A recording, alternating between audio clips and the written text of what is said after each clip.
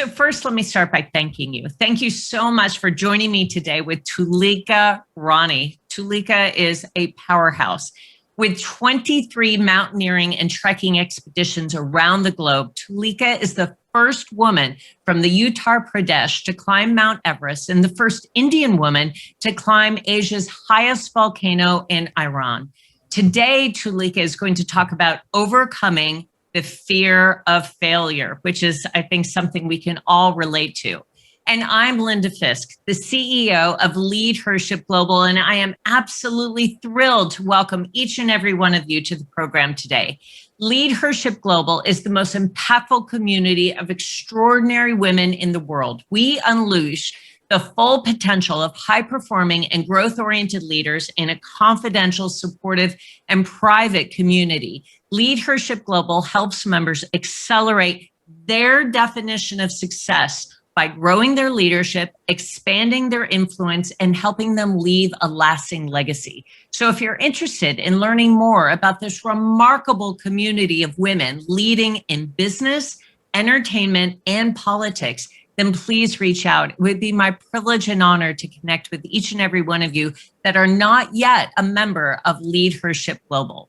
Now, let's talk about our conversation today. I have to ask you, how many of you hesitate to take the plunge when opportunity knocks at the door?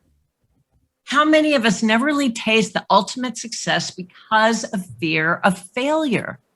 Today, Squadron Leader Toolika Rani, ex-Indian Air Force officer, Mountaineer, motivational speaker, writer, and research scholar will help you overcome the fear of failure that limits you. From being a military instructor and training literally hundreds of officer cadets, including India's first 3 female fighter pilots, to climbing Mount Everest, to speaking at TEDx, she has faced incredibly daunting tasks, but learned how to transform fear into triumph. So I am so glad each and every one of you have joined today to listen to Toolika's stories of overcoming phenomenal challenges and her phenomenal triumphs, and to learn how she has transformed her fear into fuel to overcome. Now, there are a couple things that you're going to learn today. Number 1, how to capture an opportunity. Number 2, how to overcome mental blocks. 3, how to maximize the outcome of your efforts. And number 4, how to overcome fear and use it to fuel your triumphs. So before we get started, let me give you just a taste of Toolika Rani's incredible resume of triumph. She is absolutely a powerhouse leader. Squadron Leader Toolika Rani is an Indian woman who has exhibited exemplary courage, determination, and grit to prove her mark in multiple challenging fields. She is truly an inspirational woman. She has served in the Indian Air Force for 10 years, and she's trained hundreds of future officers in military training, including India's first 3 female fighter pilots. So impressive. With 23 mountaineering and trekking expeditions around the globe, she is the first woman from the Uttar Pradesh to climb Mount Everest and the first Indian woman to climb Asia's highest volcano in Iran. She has delivered 85 talks and interviews in India, the US, the UK, and she has a number of short stories, poems, and articles that have been published globally. For her outstanding achievements, she's been given 13 awards, including the Rani Lakshmi Bai Bravery Award, the Outstanding Global Woman Award, the Global Excellence Award, the Global Icon Award, the Aspiring She Power Award for Courage and Resilience, and the Real Superwoman Award, all of which are incredibly well-deserved. So with that, let me turn it over to Toolika Rani so that we can all listen and learn from this amazing leader. Thank you so much for joining us, Toolika.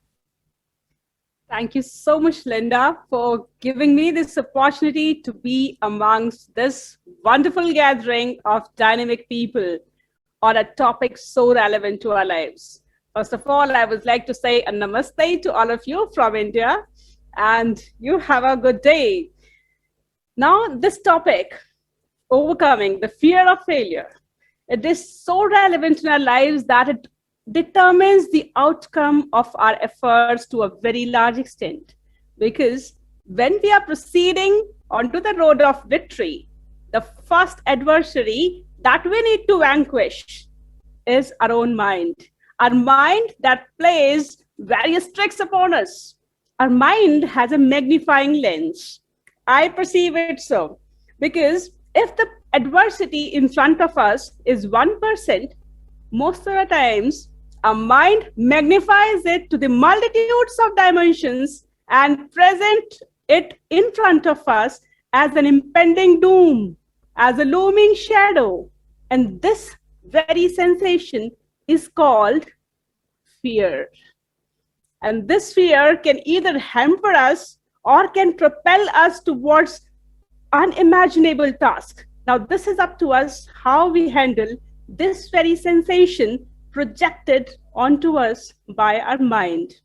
So today we are going to speak about this very topic, and I would like to share a story with you. I'm not going to speak in a didactic manner because stories, I perceive, are more human and more relatable.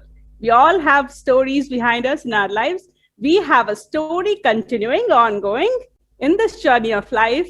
And that is why today I come to you with all my vulnerabilities, with all my failures, and with all the lessons that I have derived from those failures.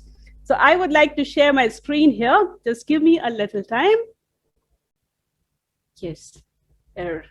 I suppose the screen is visible. So this topic, overcoming the fear of failure. How to overcome this particular fear and how to emerge thereafter a winner. Exactly, this is what we all want in our lives, to overcome that fear, to vanquish that adversary in the first go, and then emerge a winner. Because growth, because success, because victory is the end point of life, at least a human life. So during the course of this presentation, we would be understanding what Linda said. In addition to it, also, I perceive that to vanquish our adversary, first of all, as a military person, I have learned we need to understand our adversary. And if this fear of failure is our adversary, why don't we break it down? Why don't we break it down to small components so that we can overcome it easily? So during my course of presentation, I would be tearing each and every piece, each and every bit of this fear of failure. I would also ponder upon, do we actually feel the fear of failure? Why are we so closely clutched by this fear? And how to overcome it, of course. So my story,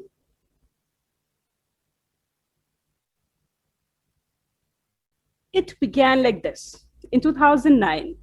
And here you would find all the elements of thrill, passion, adventure, failure, dejection, and thereafter, that one thing which is called determination, that one thing which is called driving deep within us, and then emerging exactly that figure which I showed you just now on the top. So here, 2009, I had this opportunity to get into Indian Air Force mountaineering team. But before this, I would tell you what was the background. In the background, I had in this very year done my basic mountaineering course. And I would tell you, I would admit to you, I was really not good at it. It was not an exhilarating experience at all. It was rather a torture for me. That was the first time I had gone into the mountains. That was the first time I had experienced snowfall. And to contrary to many notions, I have found the snowfall hellish because it blurred my vision. I did not know where to go, where to step. It did not let me breathe. And I really wondered why and how people on earth can cherish, can enjoy this bloody hellish downpour. That was my first experience. From there, you have just heard about the 23 expeditions around the world. How did I come to do that? So immediately 2 or 3 months after that experience, when I realized that mountaineering perhaps is not my cup of tea, I'm never going to return to that torture again. So this opportunity came. A signal came to my unit which had asked for volunteers for Mount Everest expedition, which was scheduled in 2011. The year right now was 2009.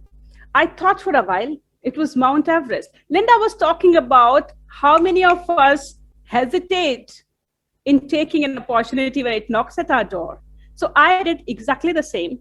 I sat with the signal in my hand, wondering whether I shall go ahead and volunteer, or fearing exactly that one thing, failure. What if I do not perform? What if I come back not attaining the task? What will people say? Now, this is what we actually think when we are supposed to undertake that one step towards success. What if we fail, and what will people say? Will our efforts go waste? Will everything, every of our resources that we put into it, invest, go waste? Will we be stuck at the same situation where we are if we cannot complete the task? So these are the things that go into our minds when we have an opportunity in front of us. I thought exactly the same. And the answer? My mind, where it was projecting all these questions onto me, Toolika, what is the point of undertaking it?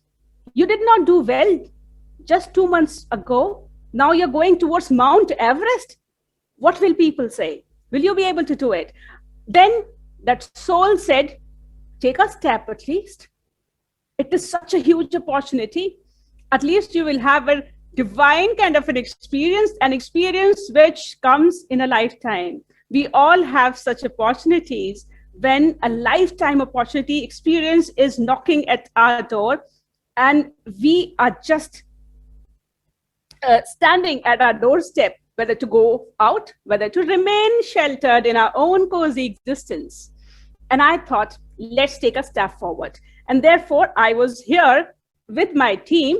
We trained for 2 years on various peaks. You would see the glimpses of it. This is Siachen. Our team was sent to this place, which is one of the coldest in South Asia, to train in mountaineering. And thereafter, over a course of 2 years, we did 4 Himalayan expeditions. On each of it, I would tell you, I really cursed myself for getting into it, because it was, again, so much out of my comfort zone. Physically, mentally, we had to push ourselves so much. For hours and hours, we were climbing with loads of load on our back, with literally 1 liter of water in the day. What is 1 liter when you're doing so much of exercise? And food, just don't think about it. You would eat the ready-made food, which does not taste at all good. So in these kind of conditions where there is danger to life also, we trained on 4 Himalayan expeditions. But during this course, because I persisted, now fear, somebody says, if you actually are afraid of something, face the brute. This fear of failure is that brute force. Why do not we face it? I have found in my life, when we face it, it diminishes. First, it diminishes. Thereafter, we enjoy taking upon this challenge. So in the course of these 4 expeditions, somewhere I started enjoying this challenge. That was a moment when on Mount Comet, our team was faced with a life and death situation. For 6 long hours, we were stuck in a snow blizzard, actually struggling for our lives. I came back with my fingers being numb for 1 month. I couldn't even eat my meals with my own hands. But that one particular moment, those 6 hours, when I was struggling, and when my mind said, just take next step. Just take next step. Death is not an option here, though death was option. And I was actually praying for death, because living at that particular moment when snowfall was pouring from all sides, freezing temperatures, winds whirling wild, my fingers getting numb, I thought perhaps if I unattach my carabiner from the rope and I fall down into the valley, it would be so soothing. But at that particular moment, when my mind took over and said, just next step, that particular moment changed my attitude towards life. And I started taking this challenge in an enjoyable fashion. So after these 4 expeditions, our team, which was very well prepared by now, embarked upon Mount Everest. Now here on the screen, you see a little sketch of how Mount Everest is climbed. It takes around 60 days to go to the top.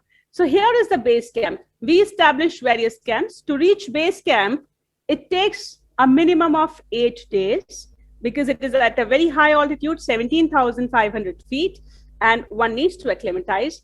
Immediately above base camp is a very treacherous, dangerous, but highly beautiful Khumbu ice fall. And thereafter, we established Camp 1, Camp 2, 3, and Camp 4. Thereafter, we launched the summit attempt.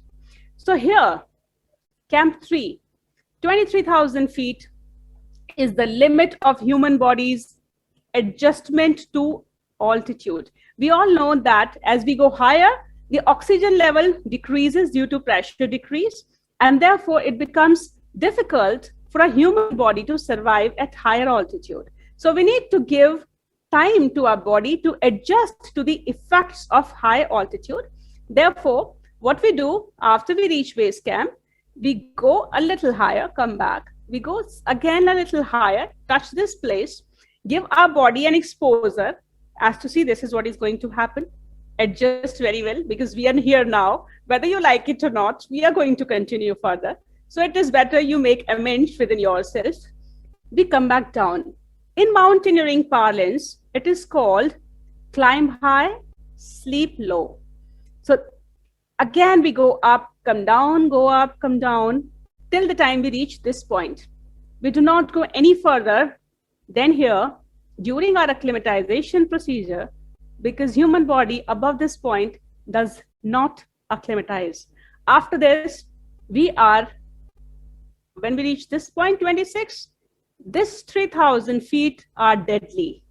Scientifically proven, it is called the death zone. Death zone literally, because here are the bodies of slain mountaineers scattered on these treacherous slopes. Human body is not meant to survive at this altitude, and however long you have exercised in the plains, your body will not adjust to this altitude and the associated changes in the environment. So here we are in a constant danger of dying. So when I started climbing with my team, we were very fit because we had worked really hard for 2 years. And I was one of the people who my team noted that if conditions remain fine, she would be one of the people who would be on the top. So that was the confidence in my training of my team. However, in life, always things do not happen as per our perception.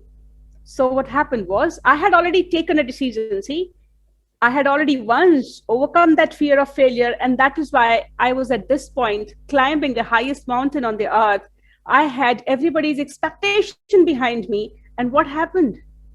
When I climbed up to this stage during my summit attempt, I was here exactly just between Camp 2 and Camp 3, and I had to return from here. Now you can imagine, after taking that bold step, when the world knew that Air Force team is going to climb Mount Everest, everybody knew in my unit, in my family and friend circle, and here I had to return due to a combination of factors. I would elaborate upon it later during the course of presentation, actually what happened. But the crux was, I could not make it to the summit. Now I had failed. That tag of failure, which we all fear in our life, had been stamped upon me. And when I came back down, this flag has a lot of relevance in my life. This is our national flag. And our team, as a memorabilia, had left it in a lodge in Lukla, Nepal, basically, from where we had started our climb. So as a memory, they left it here. Over here were the signature of my teammates. Some of them, 7 exactly, had climbed to the top, while I could not. My signatures were here. And when I came back down, everything that happens to a failure in this world happened to me. Now I had failed, I had defied the conventions, I had taken a very unconventional step. Everybody, like there are all sorts of people in this world. Some would encourage you, some would discourage you, some would laugh at you, some would scoff at you, and some, when you come back as a failure, give you scorn. So all that happened. Thereafter, when we fail like this, what do? How do we perceive failure? Now, what matters in our life is not that we failed or succeeded in our first attempt. In my experiences, I have realized what matters is how we channelize this failure. So what I did was sit down, first of all. Yes, I cried before that, because we all are human beings and we are entitled to crying and letting out our emotions. I did that. But after that, I did not bought people's judgments upon me that I was not worth it, that I was not capable of it, because our capabilities are decided by ourselves, not by anybody else. And I decided that I was very well capable, even if I could not make it in the first attempt. And then I returned again after a duration of 1 whole year. And during that 1 year, my soul was never in peace. What happens when we fail? Shall we be stuck there, buried in that cocoon of misery and self-pity? No. What I did was introspection. Thereafter, make a strategy. I prepared myself to launch an attack again, because we are a fighter, we are soldiers, and we are taught to really fight everything. Even if we fail, we return, we bounce back. And that is the crux of life. We bounce back. We bounce back with a heavier artillery. We bounce back with such force that this time the adversary does not stay in front of us anywhere. And we come back with vengeance. So for all this, determination, zeal is fine, but that takes a lot of practical preparation on the ground with a cool and calm mind. So I did all of that, and in a year, I returned to Mount Everest. Now, these pictures are from my second expedition. This is the wall. This is the wall that you see here, which had sent me back last year. In my second attempt in 2012, mind you, now my team was not with me. I was alone, only with my Sherpas. That was a very unconventional decision, because in forces, people do not go alone to Mount Everest with just their Sherpas. They go in a team generally. And I thought that, what if nobody has done it before? Somebody has to do it. And if I feel that I must do it, I will do it. So this was the very wall which had sent me back last year. And as Providence would have it, in my second attempt, when I had all my savings and my parents' savings at stake, because Everest is a very expensive affair, we had taken out everything that we had in our bank accounts. I had taken all my leave of 1 year entitlement. That meant that I will not be able to go home. I had taken, in that 1 year of preparation, a lot of comments from people who started calling me crazy for putting all my pennies on climbing a mountain which had recently defeated me, sent me back as a failure. There was no certainty that I was going to make it this year also, without any support from a team, an experienced leader, or anything. When I reached this stage again, between Camp 2 and 3, this wall made me fall sick once again. Now, with so much at stake, what was I going to do? Again, the failure loomed very large in front of me. I had to come down from here. But as I said, never to be just stay buried in that misery. No, I fought, because as I told you, that our mind, either it can hamper us or it can empower us. So this fear of failure, this mind only projects upon us, and this fear our mind can overcome. Before I go further, I would also let you know why I had returned during my first attempt from this wall, because my fingers were feeling numb. I was feeling cold in my fingers as well as in my chest. And when I was climbing on that wall, which you just saw in my first attempt, I started visualizing, if I go further, now the weather is also bad. There is a lot of climb ahead of me. If I continue climbing, perhaps my fingers would be frostbitten. They will have to be amputated. What will happen if I cannot go further? Somebody from my team will have to come down along with me. Their prospects of success will also be hampered. I will become a burden on everybody. I will become an amputee for rest of my life. I will never be able to climb. On that wall, all these projections were put upon me by my mind. Now that was purely fear of failure. And in my first attempt, despite being so fit that everybody thought I would be able to make it on the top, my mind had failed me because I had succumbed to this fear of failure. Here, when the same thing happened to me, during that 1 year of preparation that I told you, between my first and second attempt, I had trained my mind exactly because my body was already fit. This time, I trained my mind to overcome these situations. And it did. Though I went down again from that wall, I fought with my body. I fought with the circumstances. I was having chest pain. And the entire night, I kept on sitting, holding my chest, pressing it down to hold that pain.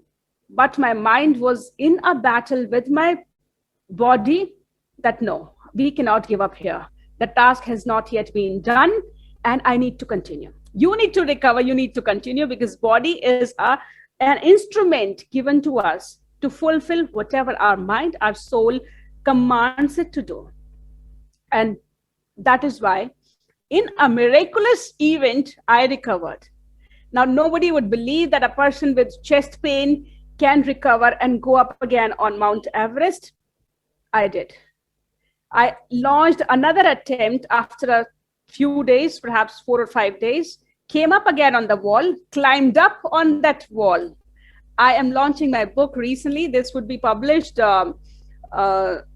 within this year. And the title of that book is Beyond That Wall. So ladies and gentlemen, we have that wall in ourselves. Nothing, absolutely nothing stops us from utilizing our potential to the fullest, but our own wall within us. And all we need to do is go beyond that wall. I did go beyond this wall on Mount Everest. I climbed up again and thereafter reached this portion. I had showed you in the picture the last 3,000 feet above the last camp, which is called the death zone. This, what you see in front of you, is the death zone. It is just the tip of Mount Everest, those last 3,000 feet. Now you can imagine that there was only one night between me and the top of Mount Everest. The 3 long years that had tortured me each and every day, never let me have a social life. All I did was to prepare and imagine this one day when I would stand on top of Mount Everest. That day was about to dawn. Just one night in between. I started climbing from this in the night. And as you see this portion, now I will trace the routes for you. I would be slightly here when my left foot started feeling cold. Imagine somebody above 26,000 feet in that zone, temperature going to minus 30 degrees Celsius, minus 30 degrees Celsius. So well below the freezing point, well below the freezing point, and cold, dark night in front of you. So here, when my foot started feeling cold, again, the same situation. So even if we have overcome the fear of failure once, this is going to recur. This will attack us again and again. It is an ongoing journey between the fear and us. Who will win? Every step we will have to fight it. Here again, the same situation appeared in front of me.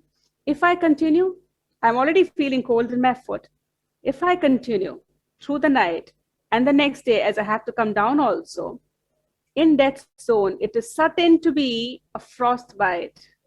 And frostbite is certain to lead to amputation. Again, am I ready to be an amputee for the rest of my life?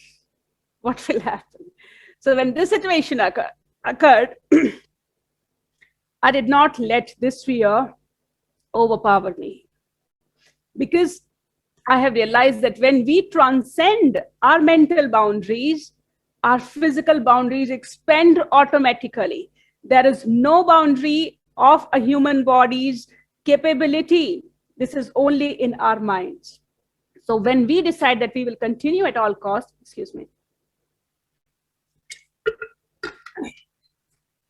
we realize that we are like a rubber band. We can keep stretching ourselves, and we have such flexibility of our capabilities. So I continued climbing. My foot kept paining, and I realized that yes, there is a danger of amputation of my limb, but sometimes it is our self-esteem that is bigger than our body. Our body will do what we say. We can live perhaps with an amputated limb, but not with our amputated self-esteem. So, sorry. When I continued through this route entire night, in between dozing off a little, so though that was very dangerous, because imagine climbing on this edge where on both sides there is deep valley. In the night you're climbing and you're tired, and of course a nap suddenly comes at you. And then when you wake up with a jerk, you're like, God, hell, I'm on the edge. If I fall, there would be no trace of me. So, well, when I continued, this is what happened.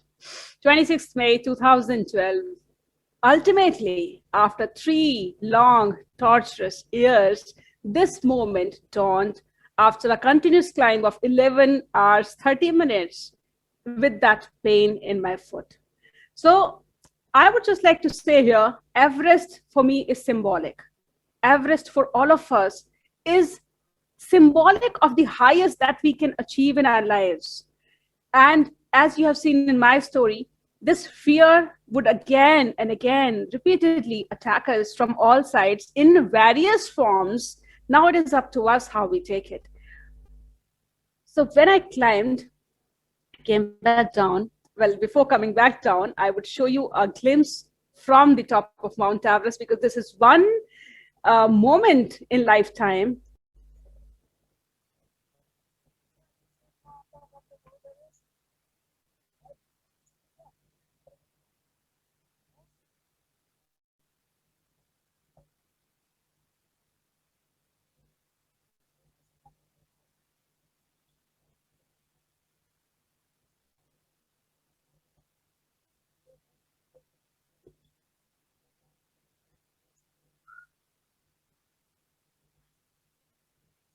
So when I came back down, as a small gesture of gratitude, I went back to the same lodge where last year my Air Force team had left this big national flag.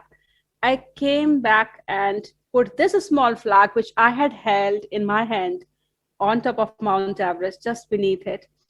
Now, this was my respect to the Indian Air Force, the organization that had initiated me into adventure sports, and my little message. Now, this was the culmination of my effort that I had undertaken with my team in 2009, because whatever we do in life, paying gratitude shall always remain one of our best virtues. What happens is nobody can do anything in isolation.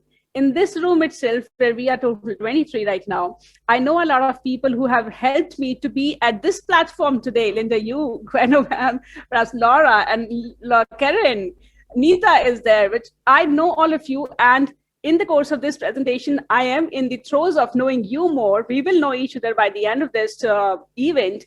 So all of us do something together. This moment has come because all of us came together. And that is how in life, whatever we do is a culmination of a lot of people's efforts. So we cannot take the credit alone. And here, this was my small gesture to give the credit to my organization. What I wrote was, if you're ready to put everything at stake for your dreams, they do come true. Now, everything means everything.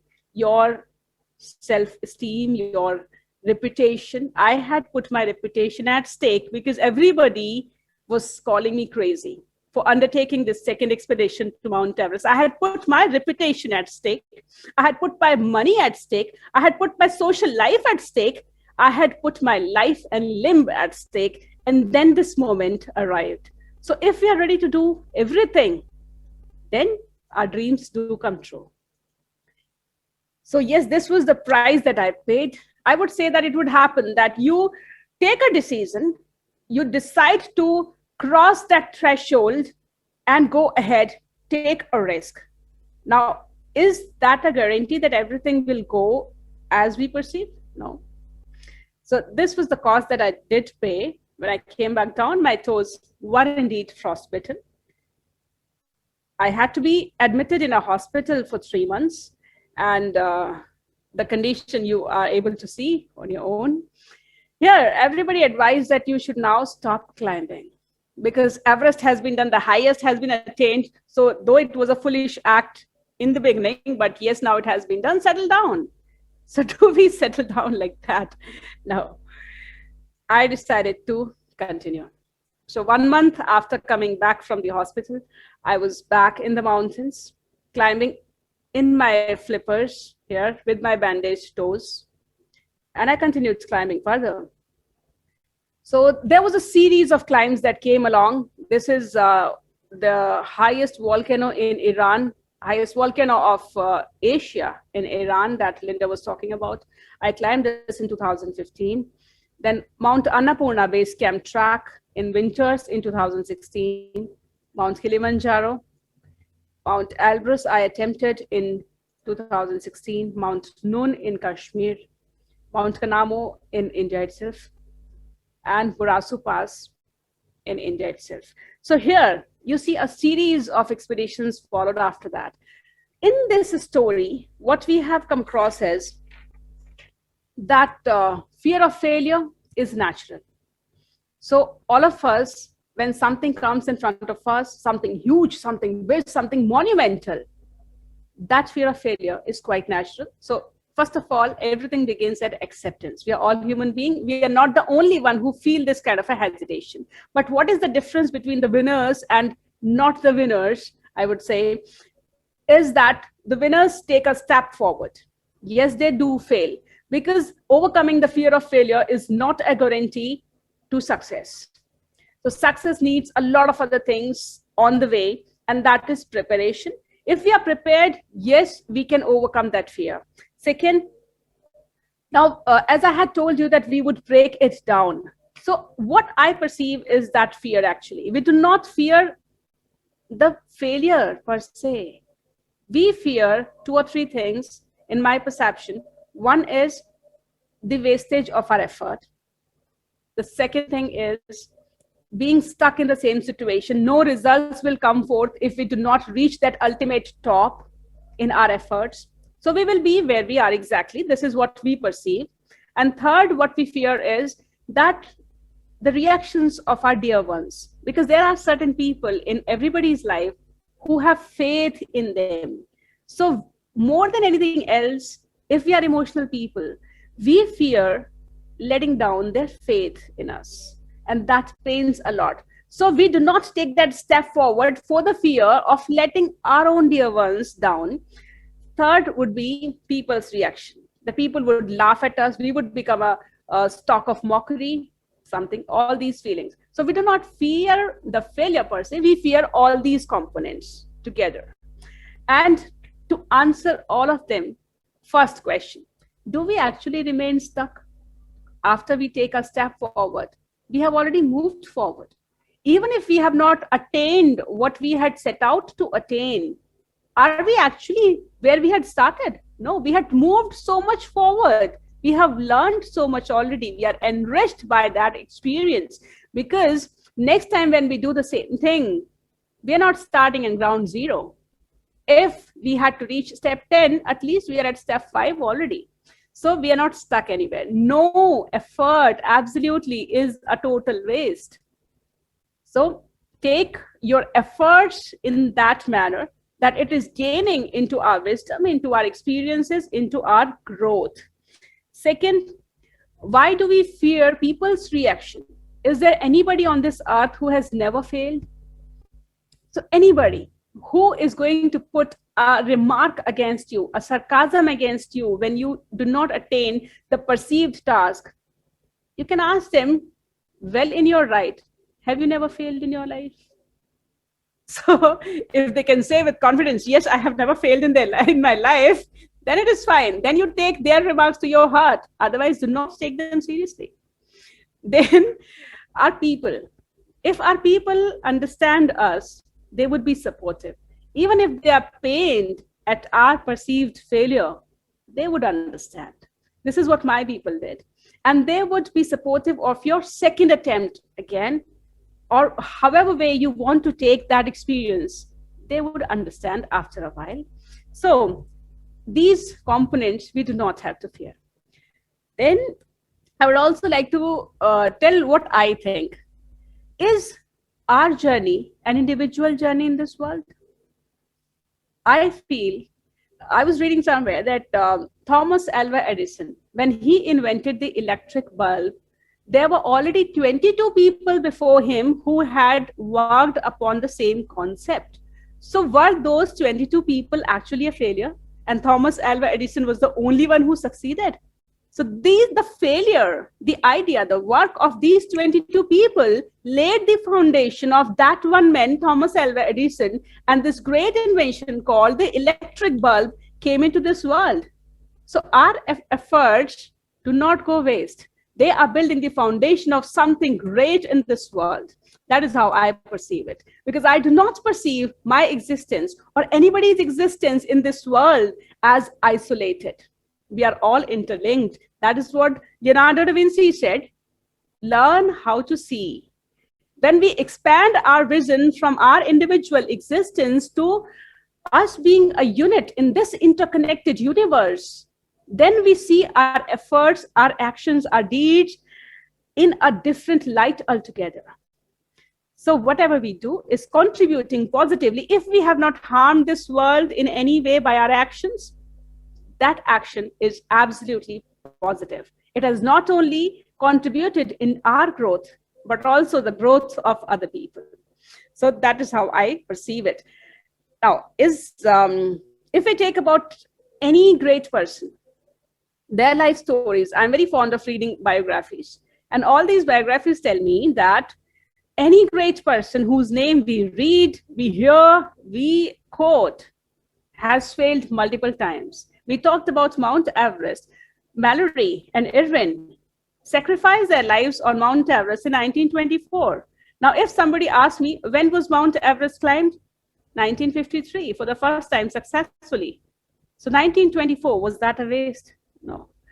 Now, if I say that Gandhi's moment, Nelson Mandela's moment in life, Nelson Mandela, many of us, most of us, perhaps all of us have heard about him. How many years did he fight for the end of apartheid in South Africa? So all those years when he did not succeed in his first attempt, were that a waste? If he could not continue, if he took that failure as the permanent thing, the first effort did not materialize. If he had taken that as a permanent event, had apartheid ever finished in South Africa? So our failures are not the final full stop. It is just a pause in our story. It is just a comma. It is not a full stop. And we need to continue thereafter. We are enriched and we need to utilize this experience in our further attempt. There's one thing, just a minute. Well, it has been covered, but I would speak it out for you. Here, this picture, I just came across it today. It is from my very first expedition. I would like to draw your attention towards these two shapes. One is a square one.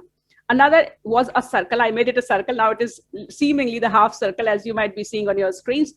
Well, so here, open arms. This is how I look at life. Open arms means embrace everything that is coming your way. That is what exactly I have written here. Embrace everything that is coming your way, because you do not know what adversity is actually an opportunity. Sometimes opportunities come disguised in the form of adversity. Sometimes success is calling you first in the garb of failure. So as on my first attempt, I failed. In my second attempt, I did climb. So if I had just given up on that one failure, considering it as a square, complete in itself, square, then I would have never reached at the understanding of this circle. I see failure and success as a continuing circle with no end and no beginning. It merges into each other. It merges like this. So it is a continuous thing. It is not a single frame. It is a series of frames merging so completely into each other that you never know what is success, what is failure, no end, no beginning. Now, this is the entire Indian philosophy. There is no end, no beginning. So your failure is not permanent. Your success neither is permanent. If you do not learn and continue with that effort, neither your success is permanent, nor your failure. So I would like to leave you with this picture of open arms, embrace everything that is coming in your life. Do not be bogged down by momentary remarks or momentary fears, because everything is leading you towards ultimate growth. And growth is the motto of human life. We are growing each moment. If you have taken a step forward, it will never, ever go waste. You have already moved forward. How can you step back from there? So embrace everything that is coming in your life. Thank you so much, Linda, for giving me this opportunity to connect to a lot of people who are achievers in their lives already. I know a few of them. They are mind-blowing. They are my inspirations. And I would pray that I continue connected with all these people so that my journey of self-discovery and self-growth continues. Thank you so much.